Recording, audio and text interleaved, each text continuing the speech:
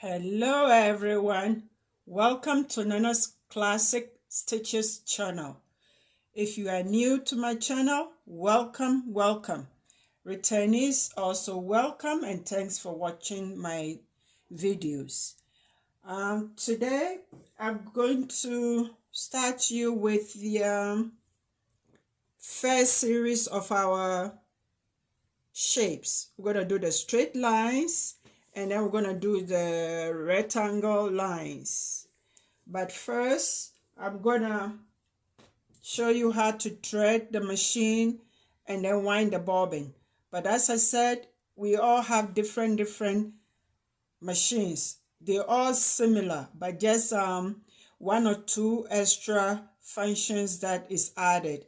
But threading and winding is basically the same. So, and when it comes to the accessories, whenever we come to each and every one that I had to use, I'll walk you through it. I'll show you how to change the presser foot and so on and so forth. Like example, if you had to do buttonholes and all that. For beginners or the ones that just bought their machines, if I do all the accessories and do each and every one, it will be too much overwhelming. So we do it a foot at a time and step by step as we start doing our projects. Okay, and as I said on my previous videos, the shapes are going to help us to be comfortable with our machines, controlling the speeding with our foot, and getting used to the curves, armholes, necklines, zippers, and so on and so forth. So I will move the machine around and I'll show you how I'm going to thread it and to wind the bobbin and thread the machine. Okay, so let's start. My machine had both horizontal and vertical extra spool that you can use to double needle, or sometimes you can put two different colors to do a design on your fabric. Okay, and then there's a hook right here that I had to put the thread in, and then the in between the disc in here, and then I bring it all the way to the bobbin spool winder, and then this is the stopper for it. By pushing the spinner on my right, it stops the needle from going up and down when I'm winding the thread. When I push it to the left, it does disengage it. Okay, so then you can sew. I'm going to put my machine back down, or maybe let's do it this way so you can see.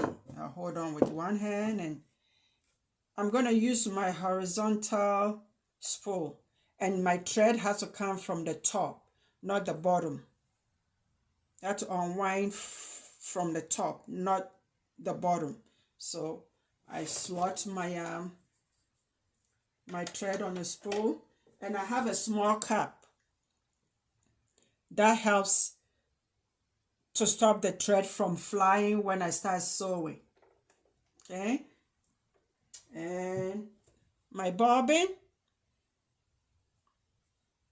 it has one hole on each plate, bottom, top, it doesn't matter how I hold it. There's a hole in there that I had to put the thread in the hole after I put it through this hook, and then the disc, I crisscross the disc and bring it to the spinner.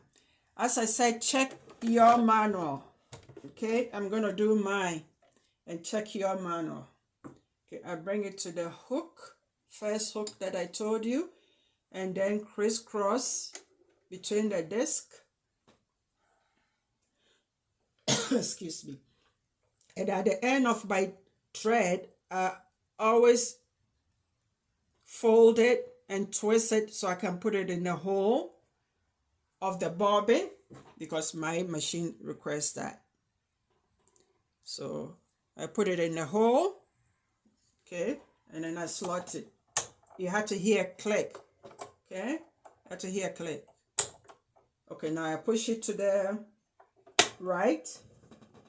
I plug in my cord and everything. Okay, so I wind a bit, holding on to the thread that I slot through the hole. Wind it a bit, cut it off, let go, and wind. If you want a full bobbin, just keep going and it will stop automatically. If you don't want full bobbin, just wind as much as you want and then stop and then cut. I'm going all the way.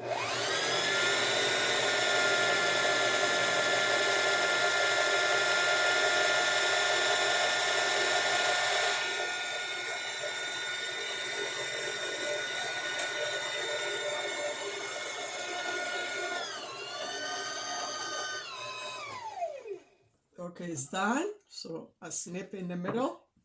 I move it towards the left. I put it aside. Now I'm going to thread the machine.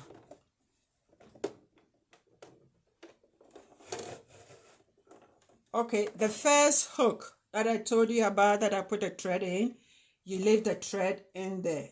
Remove this from the disc and then go through the thread guide, and then there's a slot.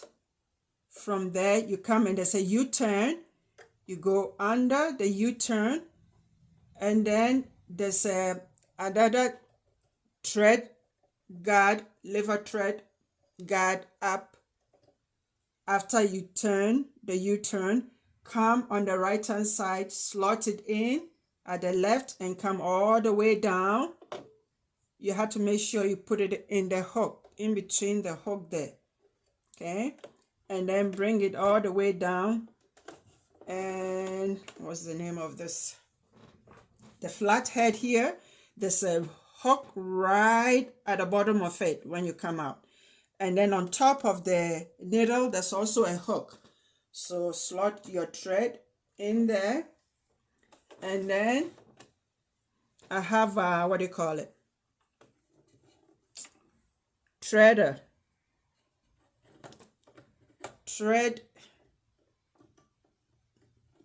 Needle threader, I should say. Needle threader, but I hardly use it. Okay, I prefer doing it, just put on my glasses, or sometimes I just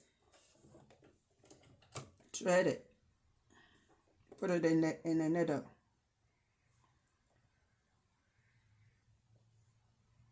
I normally cut the end of my thread on an angle. Okay, now let's try it again.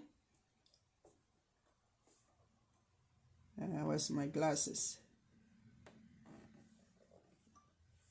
Ay, ay, ay.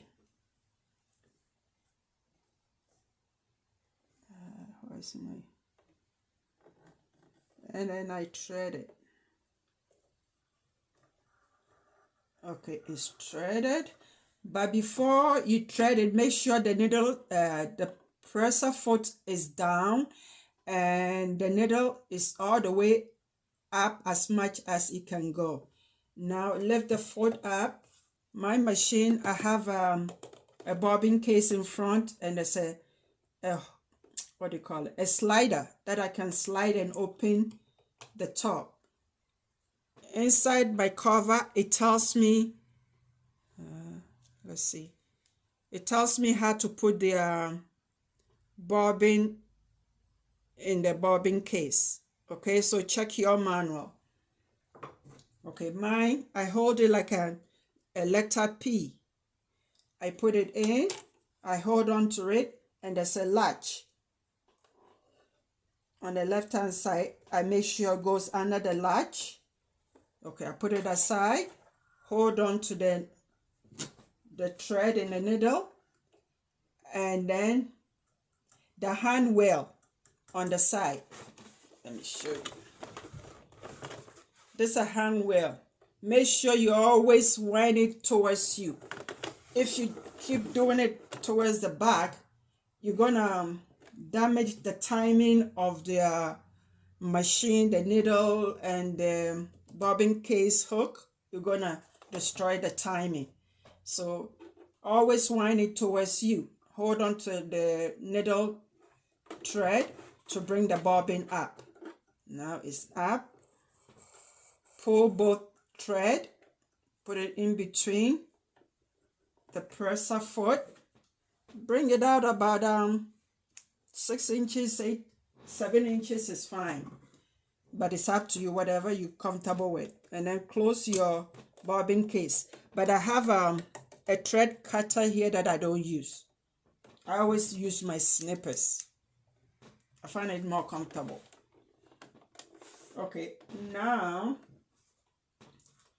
we're going to start our straight stitch. It doesn't matter. You can do 5, 7, 8 lines. It's up to you, but it's all for us to learn. Okay, so you lift your presser foot up, you hold on to the thread to the side, left hand side or at the back, bring your fabric under, bring the presser foot down, bring the needle down with your hand wheel, and when you're sewing, don't look at the needle, look at the lines. Okay, your seam allowance and so forth and so on and so forth. Look at that. Don't look at the needle going up and down. And then on the plate, there's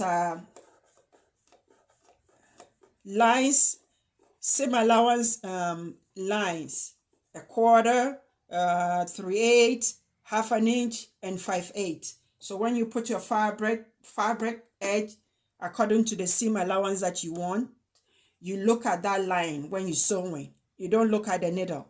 And then make sure you have 2 hands on the fabric. Don't pull on it, don't push it. Let the machine move the fabric or the, what do you call it? Feed dog or dog feed or whatever. I'm getting all my words mixed up. Let the machine do its own thing. Okay, hold on to it. Don't forget your back stitch. Do a couple of stitches. I like to do between 4 and 5 stitches before I do my back stitch. But you can start from 3 stitches. Whatever you're comfortable with it. You keep holding. You do your back stitch. You let go of the thread. And then as I said, you continue. But just keep looking at your line. And as you're getting closer to the end of whatever you're stitching, you slow down, you bring your hand wheel towards the end, and then you back stitch. Before you take the fabric under the presser foot, bring your needle up, all the way up, lift your presser foot, pull it as long as you want. I said I like it between 6 and 8 inches long. It doesn't have to be precise. And then I like to cut my threads so it doesn't mingle with or tangle with the other stitches. And I have a dish that I put my thread in before I put them in the garbage. Okay, I have a dish because I don't like my thread all over the place. Okay, now I'll do a couple more and then I'll come off the camera and then you do yours and I'll be back, but I'll do a couple more. Okay, presser foot up, bring your fabric under, bring presser foot down, hold on to the thread, needle down, stitch a couple of them, couple of stitches, I should say, back stitch, both hands on the fabric, but as I said, don't pull hard towards you or force it in. Let it do so its own thing. You holding the fabric to guide it so the fabric won't twist on you. So that's the main reason you're holding on to it.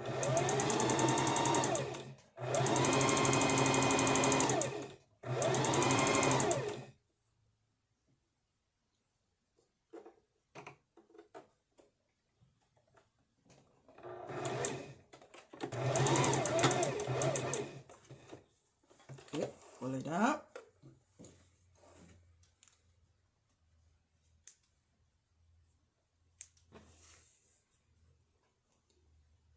Ooh. Okay, I'll come off camera and then I'll do a smudge and then I'll be back, okay? Thank you. I'll be right back. Hello, I'm back. All done. And please make it a habit to iron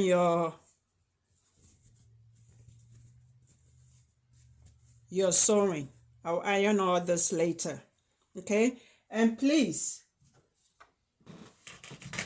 always match your fabric to the thread, or thread to your fabric. Always match. If you can't find anything closer to it, you can go to the next dark color, but not the darkest. Go to the next color. But you see this? It matches perfectly. Okay? If you can't find anything to match very close to it, as I said, use the next dark color, but not the darkest. I use the red so you can see what I'm doing. Okay? I use the red for you to see what I'm doing. Okay, now we're going to do the rectangle. Okay, it doesn't matter whether you start from outside line or the inside. I'm going to start from the inside, and I'm going to do a couple of them and leave you for you to do yours, and I'll be back. So let's start. Okay, press a foot up, bring your fabric down. Press a foot down, needle down. Hold on to your thread, start a couple of them, couple of stitches, back stitch, and then let go of the thread and go. And as I said, you don't have to, okay, this one comes with pivoting. When you're coming close to the end, you stop or slow down, use your hand wheel to come all the way to the point. Okay, to the corner point, and then lift the foot up, pivot, turn, and keep going. And your lines doesn't have to be perfect, okay, because we are learning. See, I missed here a couple of inches, I missed. So it doesn't have to be perfect. We are learning.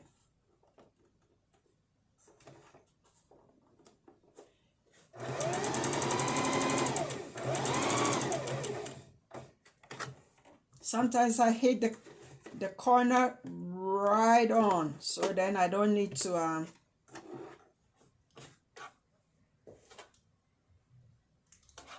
slow the machine down and bring it to the corner. Okay.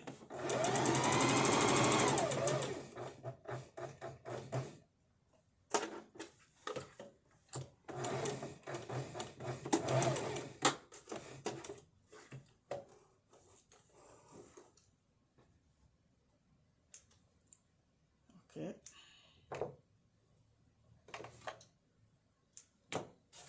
And cut your thread as you sew. Make it a habit so it will become part of you. And also make it a habit that when you start, you backstitch. Unless we're going to be sewing with patterns and so on and so forth, it calls for you not to backstitch. So all these simple things, when you start with it, it becomes part of you, and then you end up being like a professional sewer or seamstress, or yeah, okay, then your work becomes different from a home sewer. So learn to iron, learn to backstage, learn to cut your thread, okay?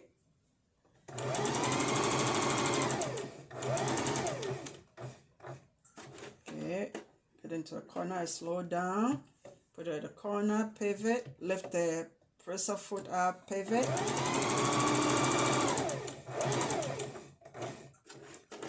Okay, there.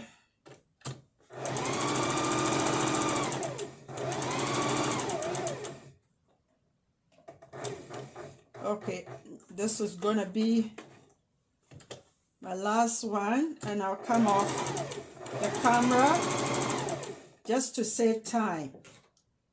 Yeah, I'll come off the camera, finish it, and then I'll be back. Okay, so this will be the last bit.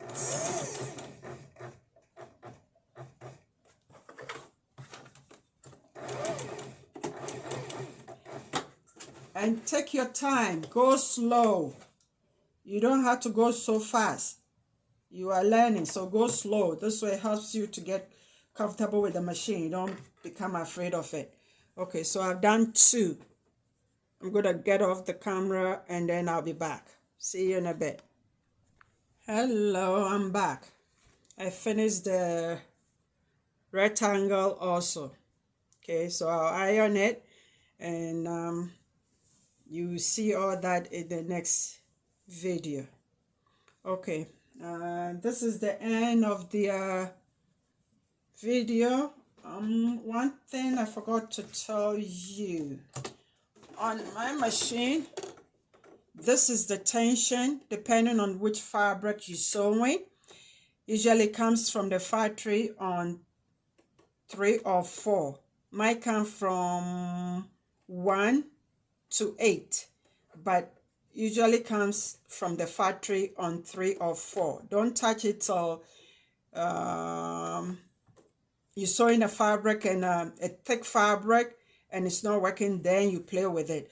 Always, before you sew your garment, whatever you're going to sew, always use the scraps to practice, to check the tension, the thread of the colored thread for your fabric. Do all that, the length and the width, before you start sewing your garment. So this is the needle position, either left, right, left, middle, or right. This is the width, especially when you're doing zigzag. Or the patterns here might comes in 3 different patterns. It has red, black, and blue.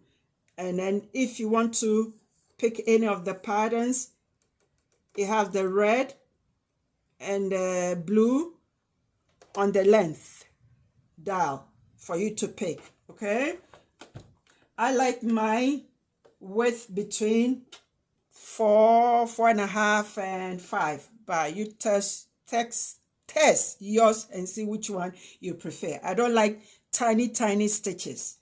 And then the length, I normally use 2.5, 3, 3.5, mostly 3 also. The 4 is the long stitch, and that's for gathering.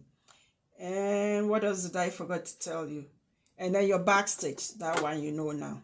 Okay, and then the next one, our next video, I'll walk you through a couple of things again. Okay, but thanks for watching. This is the end of the video. I'm gonna say bye for now, and I'll see you in the next video. Thanks for watching. Bye bye.